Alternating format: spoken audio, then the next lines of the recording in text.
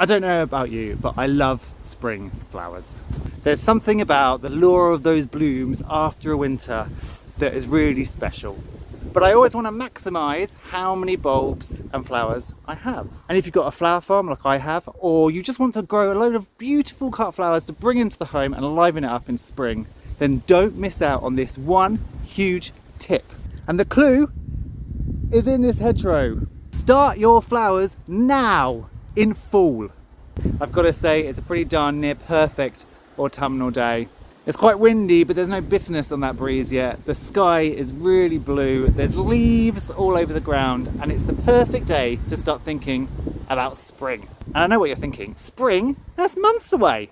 It is, but planning your spring garden now and starting to plant means that when we get to spring, we'll have so many more flowers. If you're like me, a flower farmer, that's a massive thing because it means you can get those flowers growing early for your farm gate and for your markets, or even if you just want cut flowers inside the house. And on a particular note for flower farmers, having some early spring crops is really important because by the time you get to the season when everybody else has got glads in their garden, they don't want to buy from you. So getting a load of flowers early and out of season means you'll be able to sell those to customers, so it's a win. So let's talk about some of the flowers you can get going right now. Before we go on, I should also mention that I'm in Suffolk, UK, which is zone hardiness 8. So you also need to bear in mind your climate when we're going through what to plant. Ranunculus are one spring flower you should not go without. They're related to the buttercup and they are absolutely stunning. And if you want to get the most from your plants, start them now. You can soak them overnight in some water for about 12 hours and they go from tiny husks to these engorged looking little tubers, which I think look like octopus. And you can see the root system coming down the bottom and the corm at the top, and that's where the plant will grow. I then plant them in trays, so a shallow load of compost on the bottom, pop all of the ranunculus corms in. If a few little root bits pop off here and there and break off, don't worry. It won't affect the plant unless of course you take them all off, but if a few come off, it's not a worry. Cover them over and then put them in a nice warm place and just until they sprout. I highly advise putting them higher up away from mice and voles, and then once they have started to sprout, harden them off a little bit by just bringing them out on warm days, and then you can plant them straight into the garden. If you're a little bit worried about frost or heavy snow, you can also cover them in a low tunnel just to protect them a little bit. But doing it this way in the fall should give you lovely early spring flowers. Anemones can be done in exactly the same way as I just showed with the ranunculus. I haven't put these in water yet, so they haven't swollen up, so this is how they look when you first get them. I would advise with anemones, definitely put them out of mice and voles reach. Because if you think mice and voles like cheese, you haven't seen anything until you leave a load of anemone bulbs down. Now in the polytunnel, I'm practicing with some half-hardy annuals. And these are plants that you can sow in the autumn, give them a little bit of protection, and then put them out the following spring for some really nice early flowers. Now when I say I'm experimenting, it's because I'm not going to put them out. I'm going to keep them in the polytunnel the whole time and see if I can force on some early flowers. So first here you can see that I've got a small patch of cornflowers popped in, and I've got some more that I need to put out. And I've perhaps sown these a little bit early because, as you can see, some of them are actually trying to flower already. I may allow a couple of blooms, but then I'm going to have to snip them back, so they're not putting energy into flowering, but they're putting energy into creating a nice root system ready for winter. We have the same thing here with this patch of larkspur. A couple of the older plants were going to flower, so I need to take those flowers off, and I've got more of these to put in as well into this corner, and I'm hoping these larkspur will do well come spring. Along this bed, obviously you cannot see much, but I have drilled in some basil and some aster.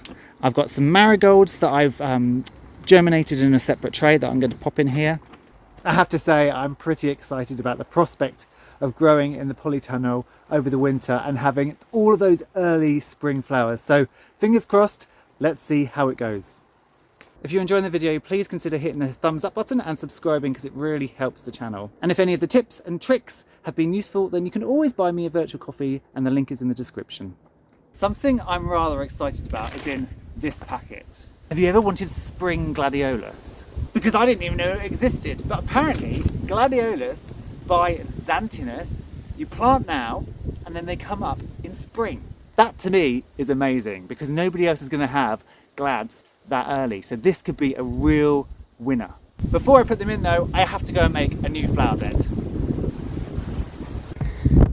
Now what you're seeing me do here is a method called the no-dig approach, and it's a way of maintaining soil biodiversity by not digging into it and enriching the soil and the growing medium. Now you can do this on a brand new bed like I'm doing here, or I even do it on weedy patches that I can't be bothered to weed over again, so I just throw down some more cardboard and more soil on top. You'll notice that I'm not taking off any of this cellophane or plastic wrapping, and I'm also using bags and cardboard that's got inks and dyes on it. Now in the market garden where I'm growing food, I do try and stay away from inks and dyes, and I just use the cardboard that's just brown or white cardboard. But in the flower farm, it doesn't matter as much because I'm just poking the flowers, so any ink or dye residue that might go into the plants isn't an issue because of eating. With the cellophane and the plastic actually, I also found that it takes a long time to take it off, but actually once the cardboard has rotted down and your sort of deadheading plants, or at the end of the season bits of cellophane are coming out of the soil, you could just grab them and pull the whole thing out rather than trying to pick it off all the cardboard to start with. Once all the cardboard is down, then I cover in a nice layer of compost. This is mushroom compost from a local mushroom farm. And then I spread it out so it's about 1 inch across all the way. If there are lumps and bumps, don't worry, because the organic matter and the cardboard will rot down and it will all level off in the end. So that's the new bed done, so it's time to plant these little gladiolus. Now I am noticing they're a lot smaller than your normal glad, so I'm wondering whether actually they won't come up as big a flower, but I'm still really interested to see how they work. I have only ordered 100 bulbs because, as I say, it's a test and I don't know what they're going to be like, but let's get them in. I'm not planting them too close because apparently they're a perennial, but also they're really good at naturalising, so I'm hoping that I will be able to leave them in, and over the years they will naturalise themselves, create more, and then only every 3, 4, 5 years I have to dig up the clumps, split them and plant them on.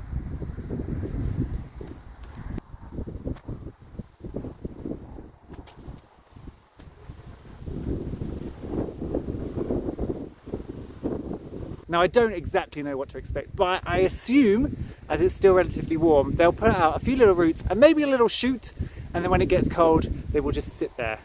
One thing I will do though is cover them over in some fabric, because especially when they have a little shoot, I have lots of critters around here that love to come and pull them out.